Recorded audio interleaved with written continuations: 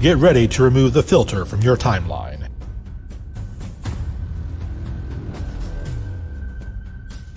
Get ready to break the censorship of social media.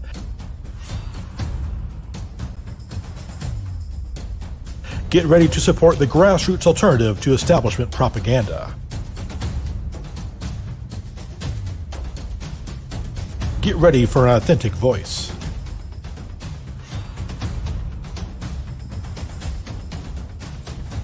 Get ready to resist cancel culture.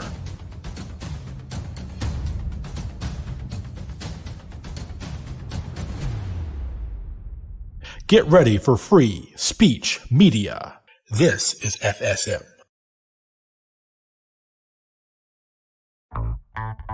From the heart of trucker America, my boy Reed Coverdale, host of The Naturalist Capitalist. As the left becomes less religious, they become more statist. And as the right becomes more religious, they still become more statist. Whenever you add government, you by default remove community. But it actually starts with Bush, right? Like in 2006. That'd be the most satisfying, like, chair shot, ka-chung. And I have no intention of keeping any promise that I make. The radical messaging is almost more pragmatic sometimes. It's bad that the state is as big as it is.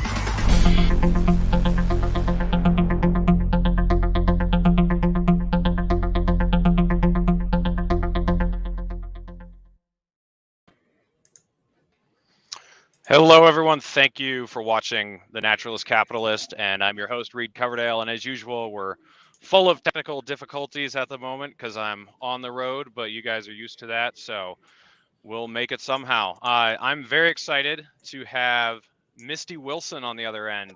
Winston. Misty Winston right. on the other end. And I got to do a show with her, I don't know, about a month ago.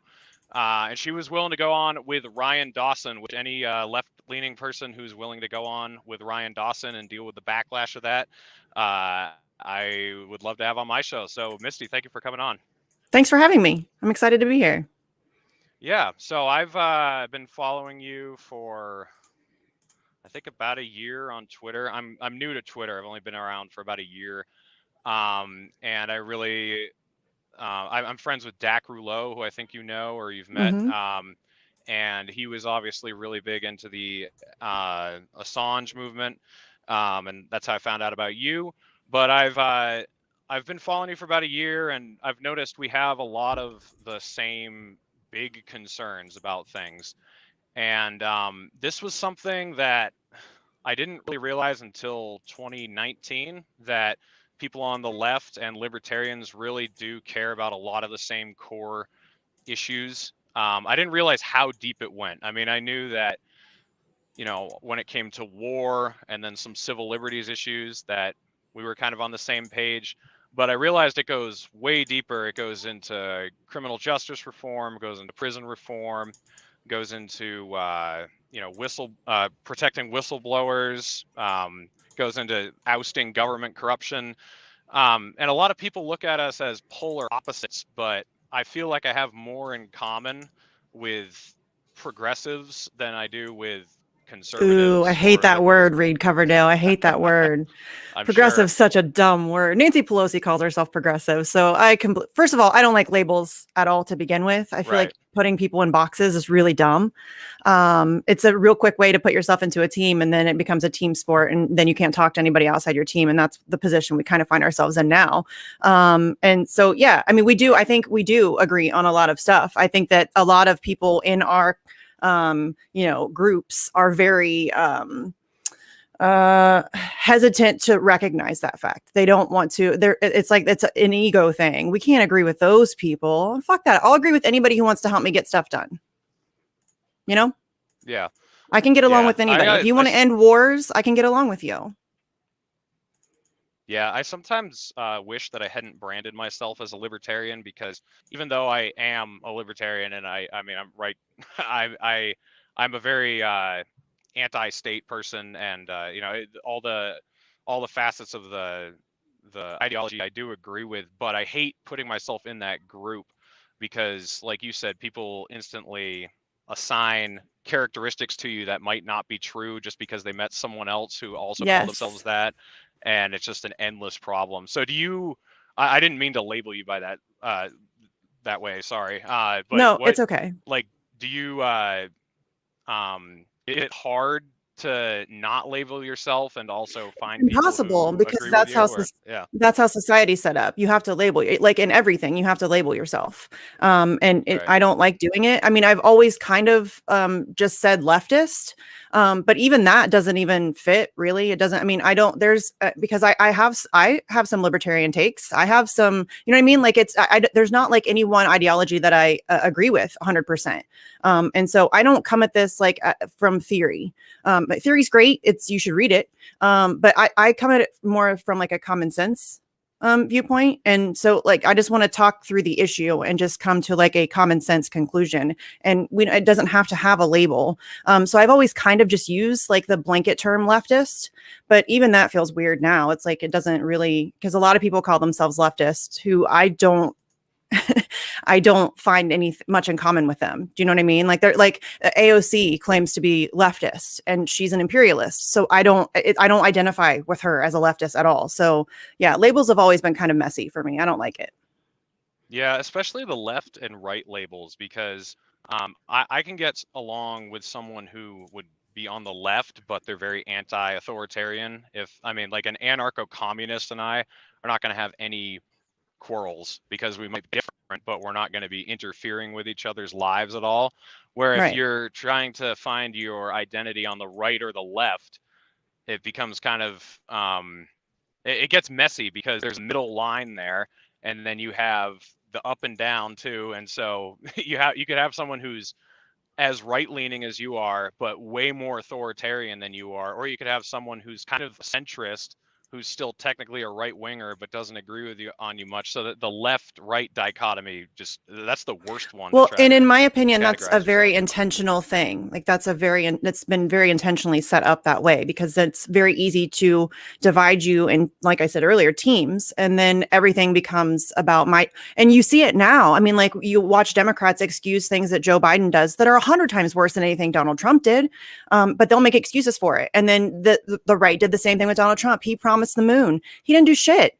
And everybody, just kind of let him walk away with that. And, if my team does it, it's fine. If your team does it, it's bad. And it's like this kind of playground mentality. And it's really boring and stupid, self-defeating. Yeah.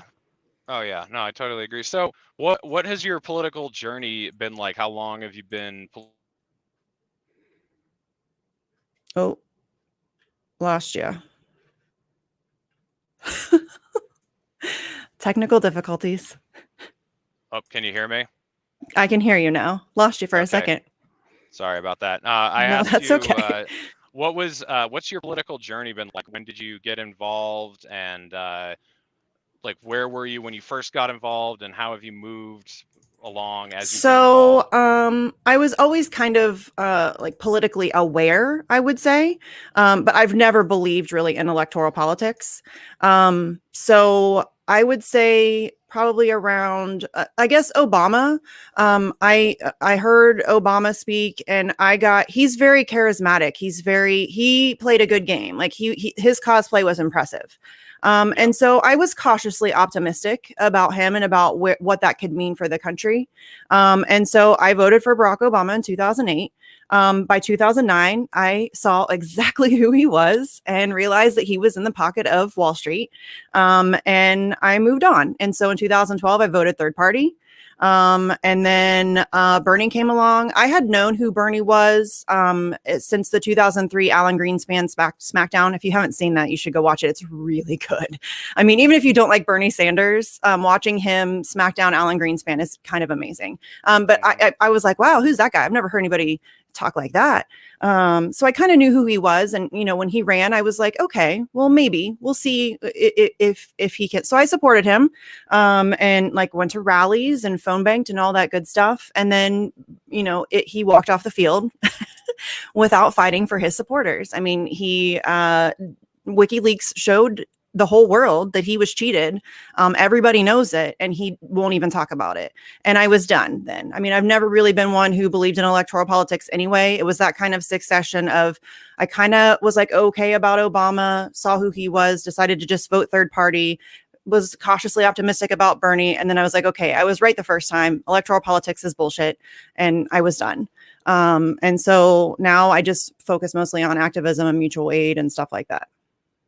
I don't know if that answers your question, but no, it does. And I think the whole Bernie thing is kind of funny because I was never into him at all, but I guess I sort of knew he was a fraud from the start. I was just not. I looked at his voting record and saw the imperialism that he'd. Oh yeah, I knew who he was, but I was still like, maybe I thought maybe we can like take a little bit of this back the other way, because we've been slipping very, very quickly into authoritarianism. And so I was like, maybe this will like wake some people up. We can get like a jolt of energy, but no, he is a very loyal Democratic soldier. So do you think he actually sparked a movement, or do you think he subverted a bunch of people to doing what the Democrats want? I think he sparked a phony movement. He sparked a phony movement and convinced a lot of people that they were in a movement, only to siphon them back into the core Democratic Party and back into the corrupt system of electoral politics. So a lot of people want to give him credit. Oh, but he opened a conversation. A conversation doesn't do anything for anybody. I don't care that, oh, well, he got Medicare for all. Okay, the fact that Medicare for all is now like a mainstream media talking point is thanks in large part to a shit ton of activists over decades who have been fighting for that. And so just to give all that credit to Bernie Sanders makes me angry anyway, just as an activist. But I mean, what he did is really, he damaged any real like uprising of people, I think. Yeah. I mean, he made people complacent. Yeah. That's how I've felt about him. And I've gotten in a lot of arguments with people about that. Me too. I mean, I mean, I think even Tucker Carlson did a video about how Bernie's the saddest revolutionary that's ever existed. I mean, when even Tucker Carlson sees it, you're pretty transparent. Yeah. I mean, just the fact that he even uses the word, like, we need a revolution. Shut up. Oh, it's honestly like, you could get me really fired up about Bernie Sanders. I despise him. He is terrible. The fact that he, took a bunch of money from hardworking people who don't have it. Like when I volunteered for him in 2016, I met people who were skipping meals to send him money. And he wasn't in it to win it. This was never something that he ever thought he was ever going to actually do. He lied to people. He gaslit people. I call him Gaslight McSheepdog now. That's his new name. So, yeah. I mean, I have no love for Bernie Sanders whatsoever. Yeah. Well, we certainly agree on that. And I mean, I feel sorry for his sincere supporters who I do too believed in him. And I mean, it hurt to watch them because, especially this last year, because they must have missed 2016 and his voting record, back to the 90s. I felt a little less bad this time around though, because if you didn't see it the first time, I still feel bad for you, but come on.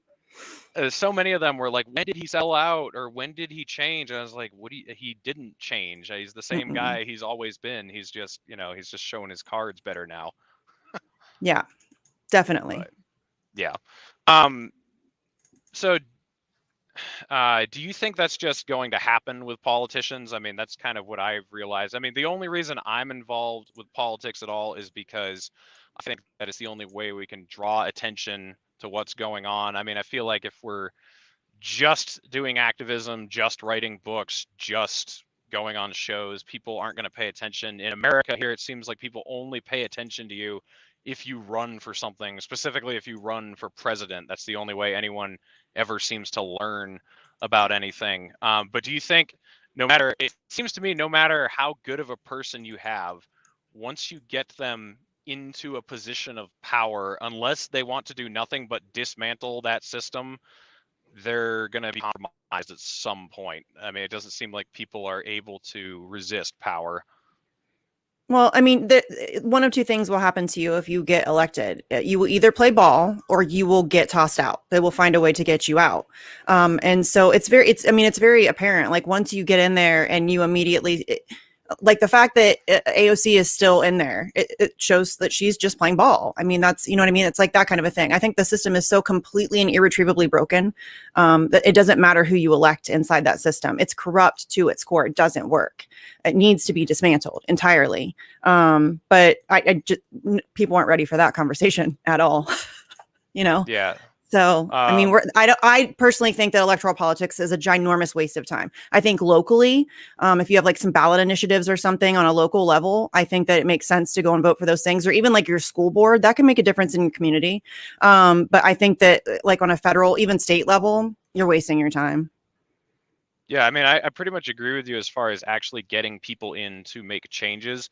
I just think that the national stage is where people pay attention. You know, they never care about your ideas or about the issues at hand unless you run something for something big. It seems. I mean, I could be wrong, but it seems like no, that what you're saying makes sense, but it's also are they actually getting the real message that you're trying to get across? You know what I'm saying? Because I mean, the mainstream media in this country is 100% state propaganda. So you're even if you're able to talk about a certain issue or topic, you're only going to be able to talk about it within the acceptable parameters of mainstream media. Otherwise, you're not going to get on that show. And so again, it just becomes like, how much are you going to beat your head against the same wall? I don't fault people for wanting to like be involved in electoral politics. I'm friends with people who are running for office right now. If that's what you choose to do, I'm not telling you what to do. Just for me, I'm not wasting my time there anymore. Yeah. So why don't you tell us a bit about what you've done for activism? I know you've done a lot for Julian Assange, but what else have you done? I mean, prior to like 2008, I was more of like a mutual aid person. For 5 years, I ran a local group here in my community where it really started as just a joke. I posted on like one of those like community Facebook pages, like the buy sell trades or whatever, that, I have, my kids are spoiled and I'm like, I have a ton of toys. And a lot of them are like new, like have never been touched. And so if anybody needs help with like Christmas, it was around Christmas time, let me know and I'll, we can hook up and get the stuff to you. And it snowballed really fast. It turned into a whole like community page. We helped people with Christmas presents. We helped people pay their bills, groceries, diapers, whatever.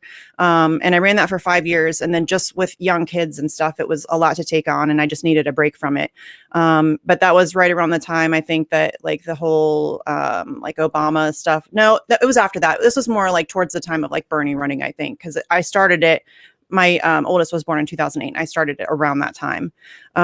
So yeah, it was, I was more of like a mutual aid person. And then I really just from having kids, I was kind of off the radar for a while. And then got involved with like WikiLeaks stuff and was kind of just like a casual supporter, bought merch and donated, talked about it to my friends, all that stuff. And, supported other groups who were doing a lot of activism work like Unity for Jay, people like that.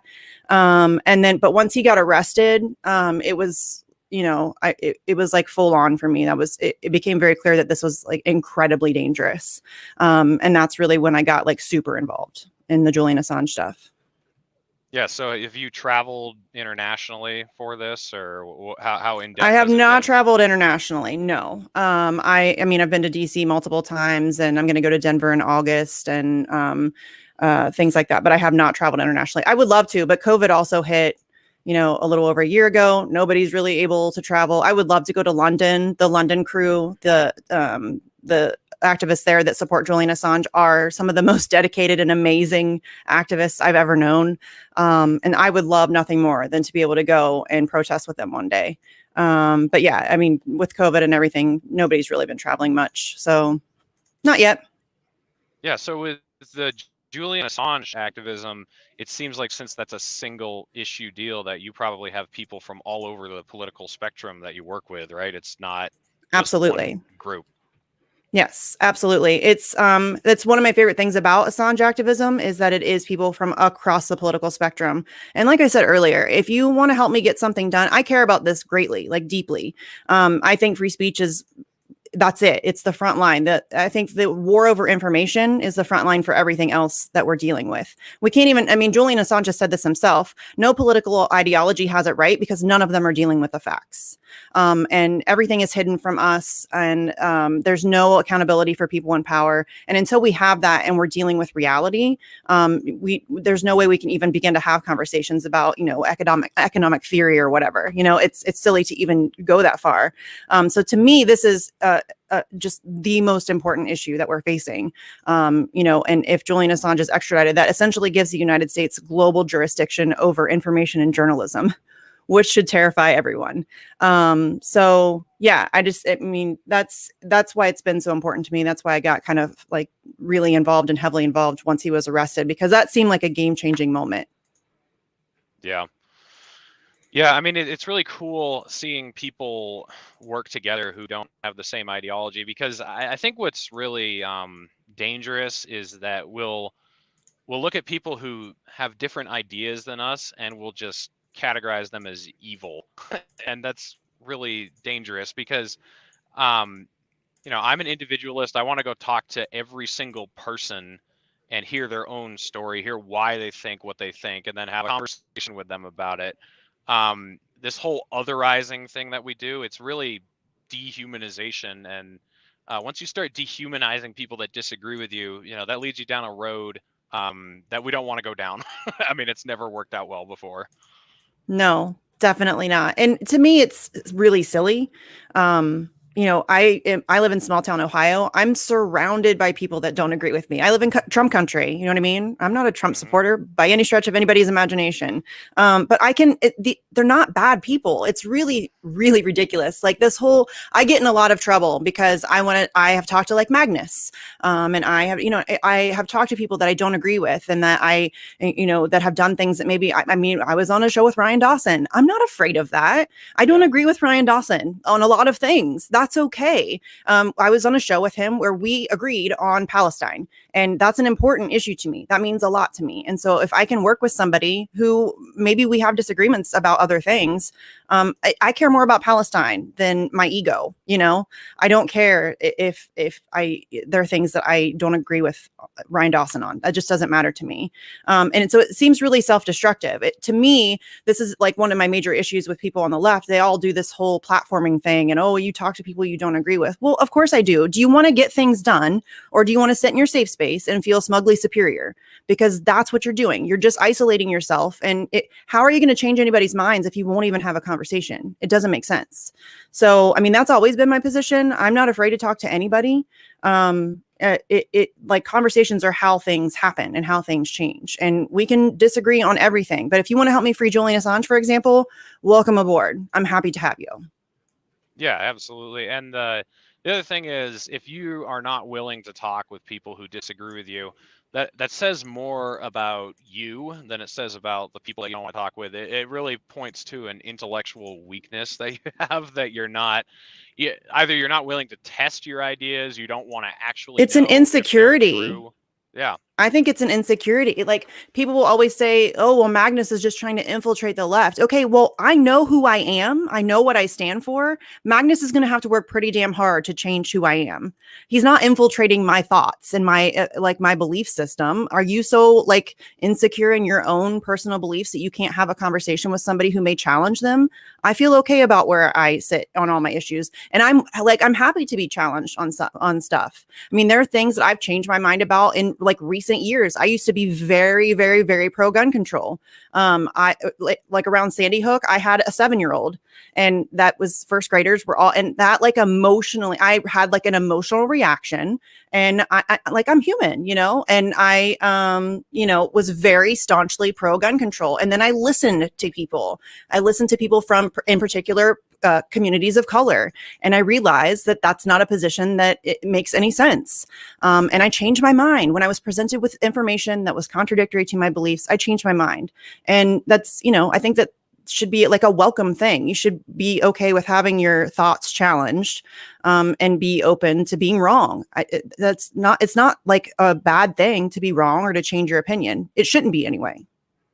No, yeah, I totally agree there. And I want to talk with people who are looking for what's true. I don't really want to. I don't care what theory you've read and what what dogma you've memorized if you're not actually trying to find what's true. If you found something that's comforting, good for you, I guess. But I don't really care. Like I don't want to hear something that sounds good or makes me feel good about myself. I want to find something that sounds like this person actually knows what's going on. This person actually knows how to fix this stuff. That's what I'm interested in. So I don't care if you disagree with me on everything. I'd rather talk to someone who literally disagrees with me on everything, but is actually looking for what's true and has an open mind than someone who will say they agree with me on everything, but isn't actually thinking through it and has just accepted it at face value and just taken it on. Or worse, people who say that they agree with you and then do the opposite. Right. You know what I mean? Like politicians do all the time. Yeah. But yeah, I've always said that I can deal with any honest actor. If you come at me in an honest way and you genuinely believe the things that you're saying, I don't deal well with, grifters and charlatans and all, like fake people who have an agenda and they know that the things that they're saying are crap and they're just trying to get attention. I don't deal well with that. But if you're like an honest person and you're coming at me in a real way, I can deal with just about anybody. Again, I grew up in small town Ohio. I'm surrounded by, just like regular everyday middle Americans. I've dealt with all different kinds of people. And it's not that hard just to have like a civil conversation with another human being. Yeah, no, I totally. I mean, my family is mostly Republicans, and then the other side of the family is mostly Democrats, and I get along with them fine. I love all of them. I mean, this idea that you're just supposed to stick with your ilk and only talk to them and only relate to them, it's ridiculous. And not only does it impede any progress toward changing anyone else's minds, but I mean, what a shallow person you're going to be if you're not willing to love people who don't agree with you on everything. My gosh. It's just so people pathetic. Who like disowned family members over who they voted for. Are you kidding me? That makes me sad. That really makes me sad. I cannot imagine. I mean, I have people in my family who voted for, Biden, who I cannot stand, and for Trump, who I cannot stand. And I'm not going to disown them for that. That's so sad to me. Especially when you consider the fact that we're the most propagandized country on planet Earth.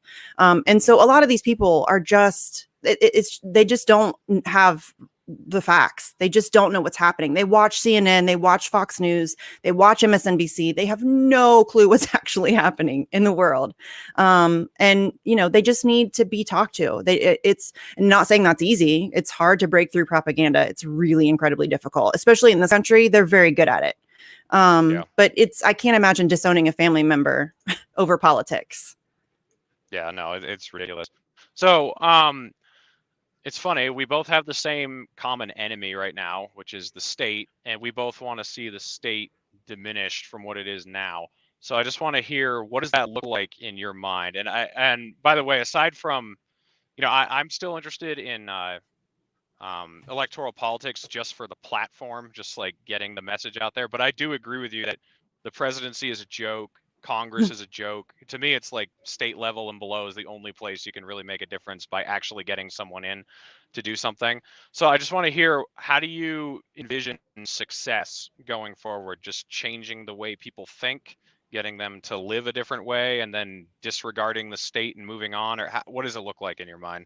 To me, that's what makes the most sense, is to start building something outside the system, so that it's in place. Because I think a large part of getting people on board is that we don't know any different. And that's another thing that really depresses me. I feel like the American populace has let themselves get beat down to the point where this is acceptable. Like, we've normalized this, like, just horrendous nightmare of a country. I mean, people are suffering and dying. They can't find jobs. You know what I mean? It's just, it's not working. It's not working. But nobody knows what else to do. And I think that's a big part of it. It's just like this fear of the unknown. So I think if we can start building something outside of the system, that's why I constantly talk about mutual aid. Learn to grow food, learn to sew, learn to hunt, learn to fish, learn to whatever you can do. to like find like a useful thing that you can do. You know what I'm saying? Fix cars, whatever it is, build stuff, whatever it is. We're going to need those people because here's the thing. The empire is failing, period. End of story. It's happening. We're living in the middle of it. And so we can either be ready or we cannot. And I would rather be ready. And so, I feel like it's an inevitability. Inevitability. That's a hard word. Yeah, it is. I feel a little drunk when I say it. I'm not. Inevitability.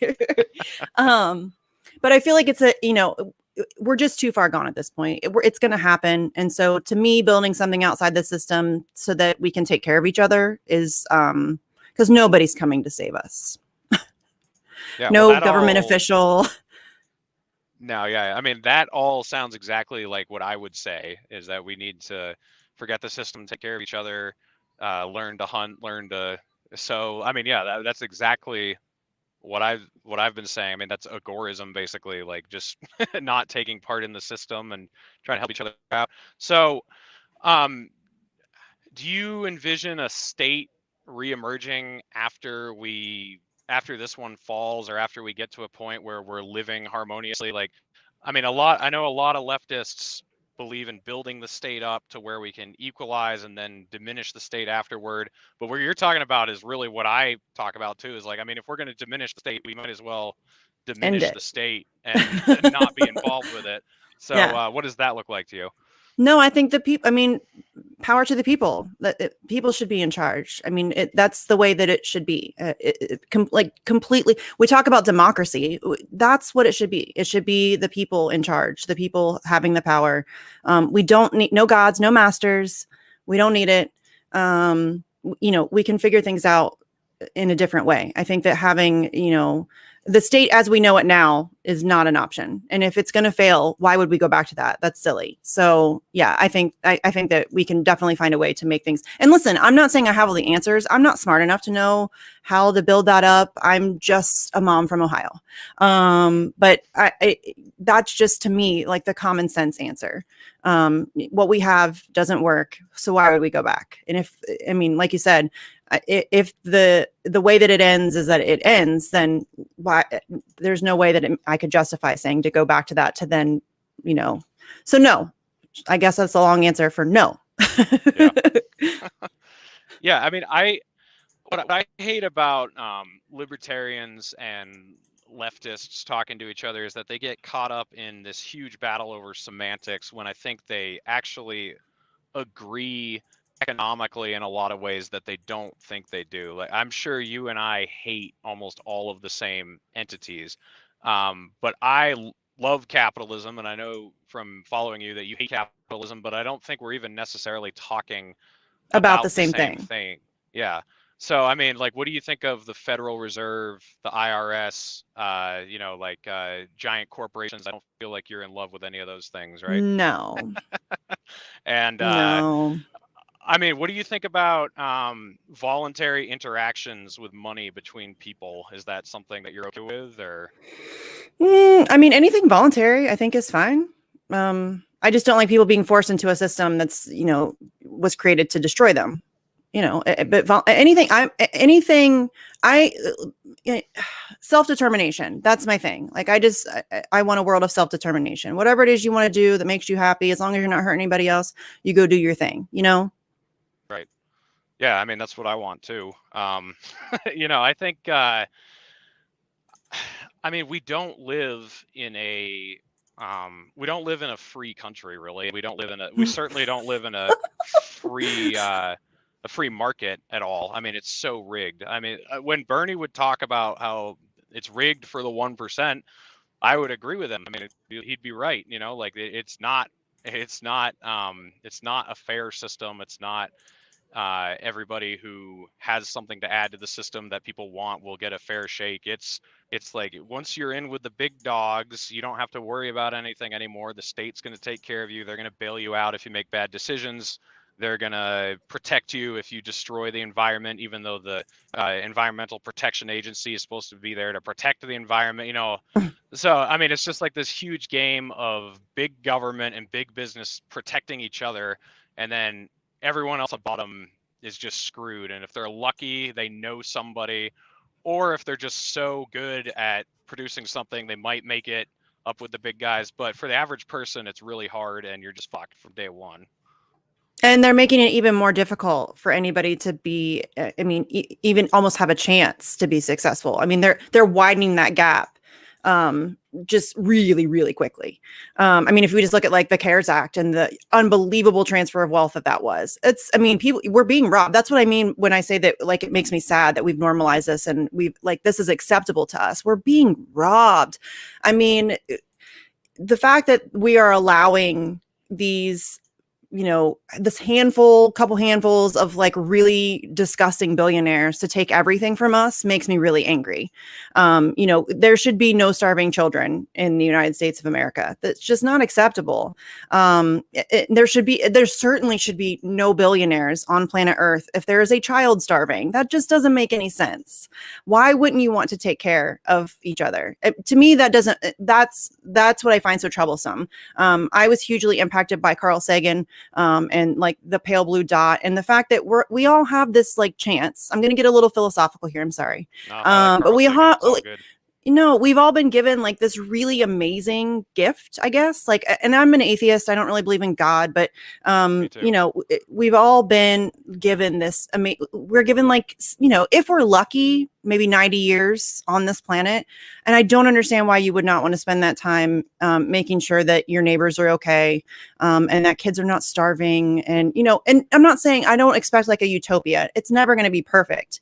But the idea that I'm some like crazy hippie commie freak for wanting to lessen the suffering in the world is sad. Like, it makes me sad for humanity, that, you know, we still find it acceptable to blow people up to steal their resources. And that's just a normal thing that and in fact, we cheer it on. If a politician needs like an approval rating boost and they go to war, they'll get it. That's sad. That's sick to me.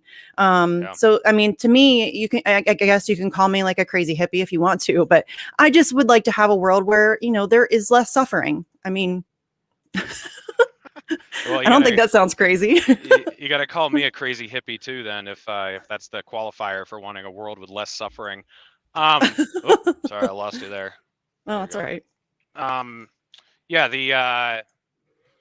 the thing I don't think a lot of people understood about the last year is how much the state enriched the upper class. I mean, you had all these lockdowns, and then you had all these bailouts simultaneously. And I don't think a lot of people were paying attention, like you said, in the CARES Act, where the money was going. There were a few of us who were actually reading the bills and seeing who was receiving all the money.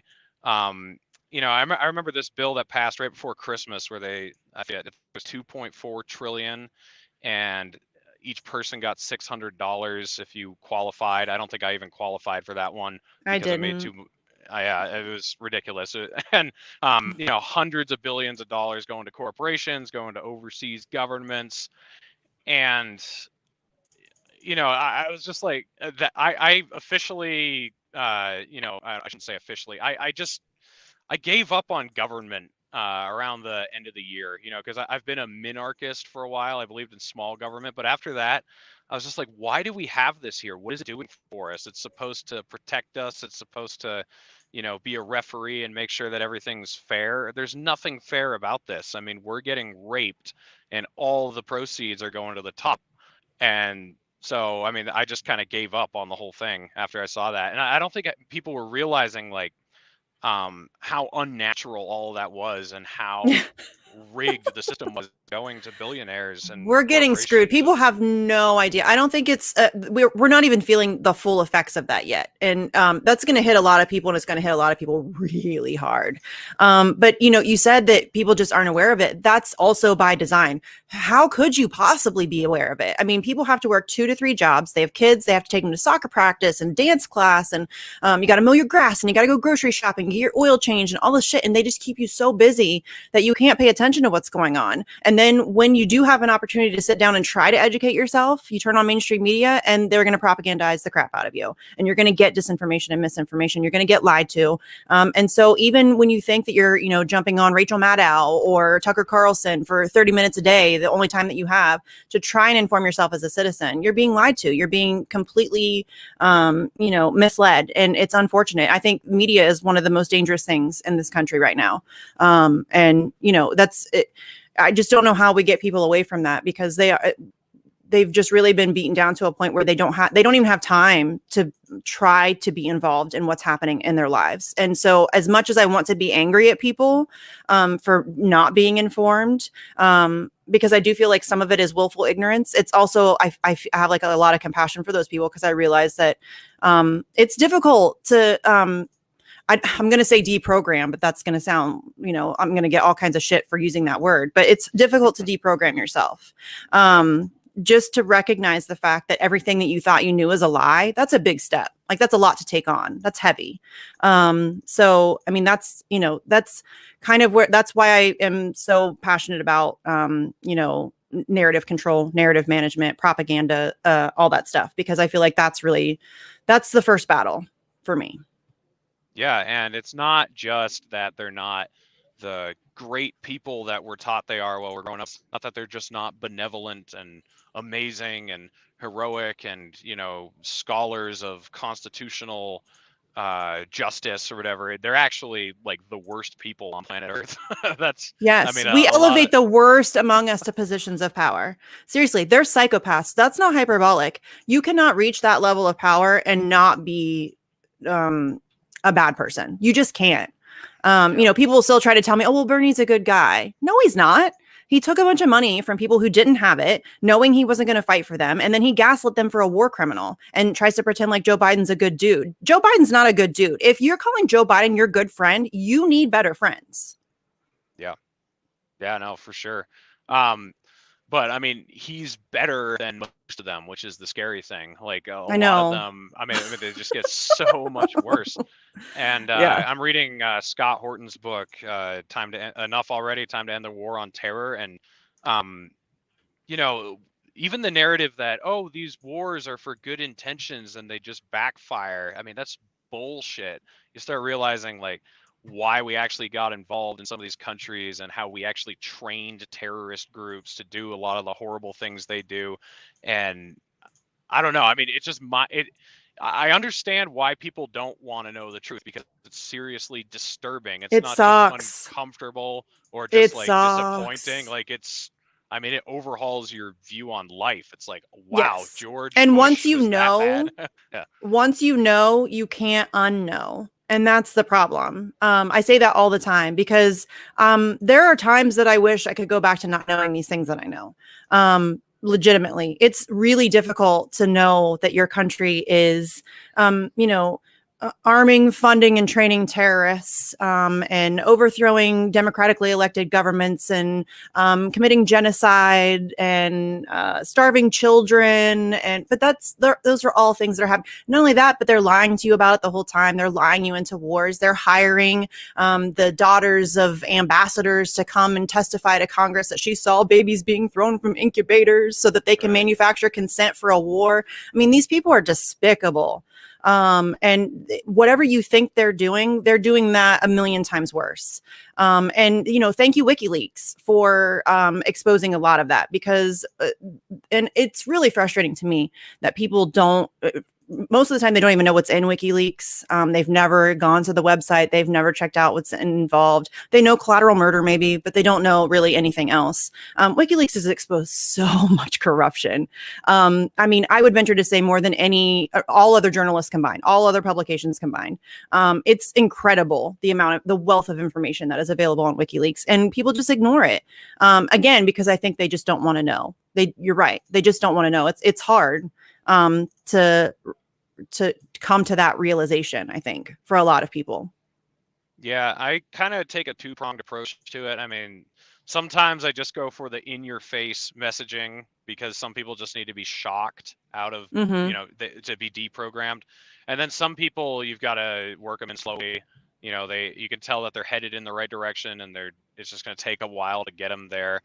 But what about you? How have you been successful with that? Do you just kind of try one form of messaging and just throw it against the wall and see how it works, or do you try a bunch of different things? No, I think you're right. It really is dependent upon the situation. It's dependent upon the person that you're speaking to. It depends on the format. Are you online? Are you in person? Are you over the phone? You know what I mean? Like are you at an action? I mean, we had a woman we just had an action for Julian Assange in Columbus, Ohio, just recently. And we had a woman who was just walking by and was curious and came up and started talking to us. So, I mean, every circumstance, I think you have to kind of play to your audience. I mean, for example, when I'm doing Assange activism and I'm reaching out to Republicans or people who are right-leaning, I change the way that I speak.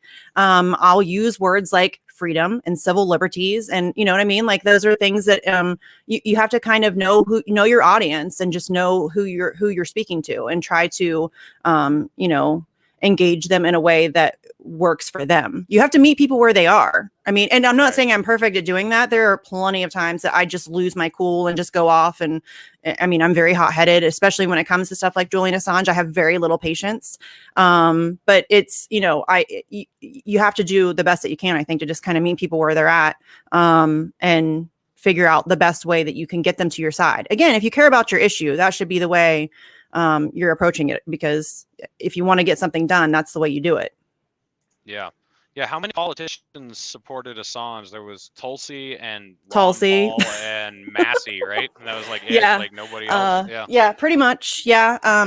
Tulsi Gabbard took a huge risk coming out in support of Julian Assange. I appreciate her greatly. I have plenty of issues with Tulsi Gabbard, but I am extremely appreciative that she had the courage to speak out for Julian Assange.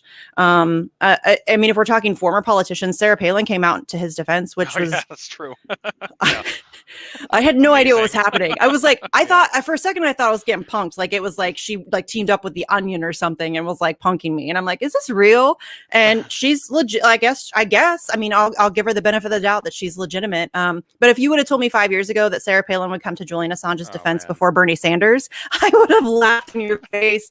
Bernie Sanders won't even say his name. Such a cuck. Ugh. Yeah. Anyway. Yeah, that was amazing. That was one of those. I think that was still in 2020 when she did that, and it was just one of those things that wasn't on my 2020 bingo card. Was Sarah Palin coming out in defense of Julian Assange? It was pretty amazing. Yeah, but it was pretty amazing. So it seems to me like nobody knows who he is. Nobody knows anything about him who's not politically involved. Is that pretty true, or do you find that a lot of people have heard his name and think he's a criminal? Or so those are usually the two people that I come across. I usually come across people who are like, who? And then come across people like, oh, he's a rapist, or he's a Russian, or he's a hacker, or he's a whatever.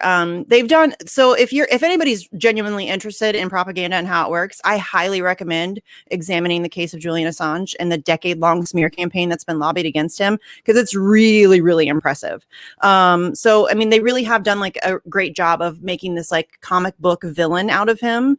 And mainstream media never talks about it, which I think is very telling. Forget the fact that it's one of their own. Like he's actually a journalist. They're, not. But forget the fact that it's a journalist and that this impacts the future of their profession. This is a story. It's a massive story. This is a historic court case. This will be the first time that a journalist is charged under the Espionage Act. And not only that, he's an Australian. He isn't even an American citizen. WikiLeaks isn't an American company. They've never been an American company. He's never lived in the United States. It is crazy to me that we think that, we have the right to charge somebody else under our laws, but then also he's not afforded the protections of our laws under the Constitution. They said that the First Amendment doesn't apply to him. So it's really weird. It's like this, we want our cake and we want to eat it too. And that's scary. So the fact that mainstream media never talks about this is very telling.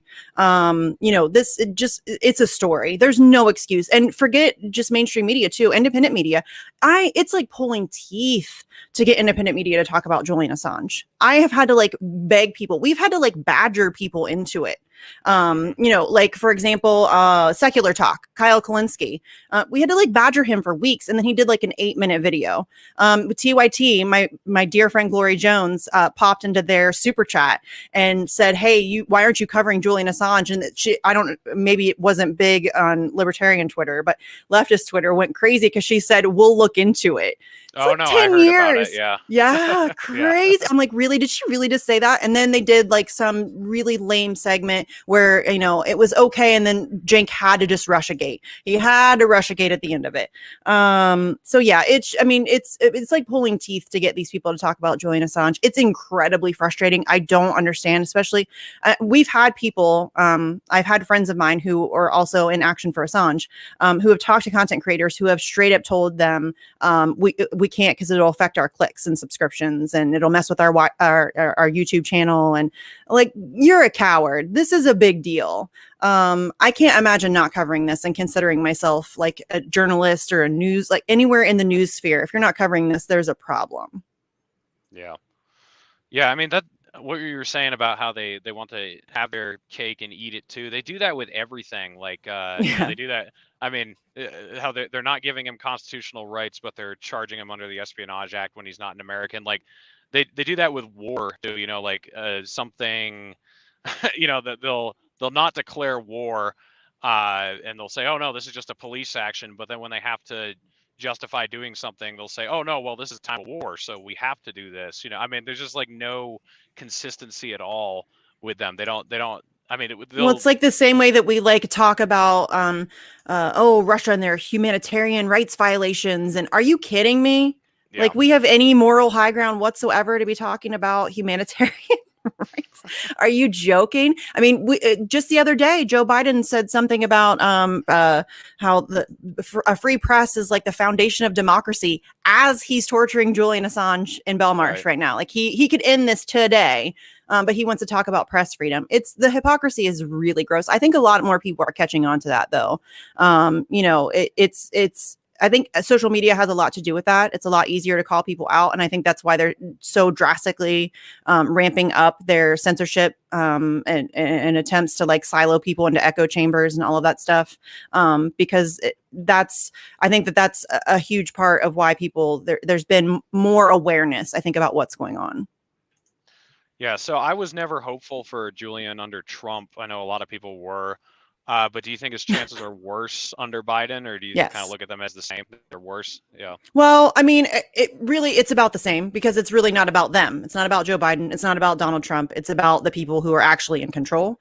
And the only thing that will save Julian Assange is mass public pressure, like a monumental amount of people standing up and saying no more. I don't know that we will get there. I hate to be pessimistic, but I'm a realist. And, I've been doing this for 2 years and it's still pulling teeth. And I've been heavily invested for over 2 years. And it's still like pulling teeth, and it's still like, we're still dealing with the same. I will say that we have seen support grow. It's unbelievable.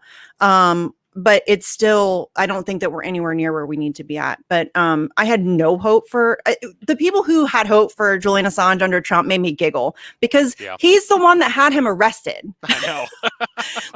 Are you like amazing. TYT did that. They like tried to smear Julian Assange as like a Russian who was helping Trump, as Trump is the one who's having him tortured and like trying to kill him. No, he didn't. I mean, that was a really terrible way of like paying Julian Assange back if he held Donald Trump. So yeah, I had no hope for him under Donald Trump. I have no hope for him under Joe Biden. Joe Biden called him a high-tech terrorist, which is the exact same language that Mitch McConnell used. These people are all owned and operated by the exact same crew. And so again, it's going to take mass public pressure. There's not going to be like Joe Biden has like a crisis of conscience and decides to let Julian Assange free out of the goodness of his heart. That's never going to happen. Yeah, I guess the only hope I have is, Bill O'Reilly was the biggest name on TV. Like, he was the most successful TV show, especially amongst conservatives, and he was horrible on like everything. And now you've got Tucker Carlson, who's good on some things, and one of those things is Julian Assange, and he's speaking to millions of people, and he's unabashedly supportive of Julian Assange. I mean, if you had told me that Fox News #1 show was going to be supporting Julian Assange a few years ago, I'd have been like, no, there's no way. I know. So, I mean, that's slightly. We live hopeful, in the I guess. upside down. We live in the Yeah. upside down. But yeah, Tucker Carlson, I'll get shit for saying this. But Tucker Carlson's amazing on Julian Assange. He has Glenn Greenwald on to talk about Julian Assange. He has he credits Jimmy Dore for changing his mind on Julian Assange. So big ups to Jimmy Dore for, I mean, that's how you do it. Like, Jimmy's not afraid to go talk to people he doesn't agree with. That's how you do it. You go and you present your case. And the case for Julian Assange, to me, is a no-brainer. This is a no-brainer. I think anybody who objectively looks at what's happening, there's no question about what the right thing is, because you have to take Julian Assange out of the equation entirely, really. Yes, his life is worth fighting for and he's worth saving, but it's about so much more than that. It's so much bigger than Julian Assange. This really has nothing to do with Julian Assange as a person. He's being used as the example. Like, I liken him to like the proverbial head on a stake. He's the warning to everybody else. They don't want to shut him up. They want to shut all of us up. They want to level dissent. And that's what this is about. And so I think anybody who objectively looks at that, it becomes very clear what the proper position is on this, you know? Yeah, absolutely. Well, we're coming up on an hour, so I'll let you go here soon. But just tell us, what can we do to help Julian Assange? How can we follow what you're doing? And then anything else you want to plug or anything, just go for that right now. Okay, so Julian Assange, I could talk about forever about ways that you can help him. Right now, his father and his brother are on a nationwide tour of the United States. I think that they were in Chicago today, but it's called the Home Run for Julian Tour. You can find information about that at AssangeDefense.org. They also have a Twitter account. I think it's Assange Defense. But if there's an event near you, go to it. I met an amazing guy from the Libertarian Party. I'm going to go to a Libertarian conference in Florida in August, I think. He invited me to come to that to talk about Julian Assange. But yeah, if there's an event near you that you can make it out to, please do and support the tour. Spread the word about the tour. I also like to, if you can write to Julian, that's very beneficial. If you can imagine being in the Gitmo of the UK, 23 hours a day in your cell, you have very limited access to video conferencing or phone calls. You can't really participate in your own defense. You can't see your kids. He has 2 young children he hasn't seen since October. I'm sure you can imagine that his spirits are pretty low. And so there's a website called writejulian.com. I think it may be .org, but I think it's .com. But there, as I'm sure you can imagine, a prison has, all kinds of regulations about what you can and can't send. So go on there. The address is on there. You can write to him. I don't know that I talked to his partner, Stella Morris. We don't know that he's getting all of his mail, but we do know that he is getting some. So if you have 5 minutes where you can just jot him a quick note, I think that that's very beneficial to him. But really what we need is people talking about it. I understand that it's a very complex case. It's very difficult to inform yourself about all aspects of it, and you will get a multitude of smears thrown at you. It's really hard to combat against all of them unless you're really well read on it. Caitlin Johnstone, who's an amazing writer, has an unbelievable article that's like 75 different smears that have been leveled against Julian Assange and the rebuttals to them. So bookmark that. It's an invaluable resource if you are trying to spread the word about Julian Assange. And I think that everybody should have that in their arsenal. Other than that, we just really need people. We just need people talking about it. So if you're trying to support Julian Assange, really, we just need people to get the word out, talk about him as often as possible on your shows. If you're a content creator and you want to have me on your show to talk about Julian Assange, I will come on your show. I don't care where you fall on the political spectrum. If you want to cover Julian Assange, I will help you. If you want somebody cooler than me, I can find you somebody cooler than me, 100%. There's plenty of people out there who are more than willing to talk about Julian Assange and do whatever it takes. As far as myself, you can follow me on Twitter if you want. I'm there all the time at Sarcasm Stardust. I have a couple different shows, Facts on the Ground with my friend Jesse Zerwell. We just interviewed Tara Reid, who was amazing. And I have another show called Bitch with Comrade Misty. That's Wednesdays at 7. I just had Fiorella and Skydaddy, if you're familiar with them, on Twitter, and also from Combo Couch. And that's a lot of fun. That's just like a rant show. That's just like where we just go to like let off steam. It's a lot of fun. And I think that's it. I'm really bad at remembering all the stuff to talk about, so I'm sure I forgot something, but oh well. That's all good. Well, hey, thank you so much for coming on, and I'll have to have you back on to talk just about Julian Assange. We could do a whole 2-hour. I could talk episode about that, Julian sure. all day long, Reed. Yeah. No, I mean, I appreciate that you care about issues and that you'll work with them. You'll work on them with anybody, because that's a fading mindset these days, and it's really annoying. You know, people are just trying to seclude themselves more and more, splinter movements more and more, and just isolate everybody so that we're all completely useless against the authoritarians who don't care about their differences, and they will all unite against us on, you know, extremely opposite You're not ends my of the aisle. enemy. My enemy wears a $5,000 suit and sits in a boardroom. Exactly. You know, those are my enemies. Yeah. Well, thanks for coming on. I have your Twitter in the description, so you guys can go follow her there. She's a good follow there. And yeah, we'll do this again. Thanks, Misty. Thank you so much. Let's see.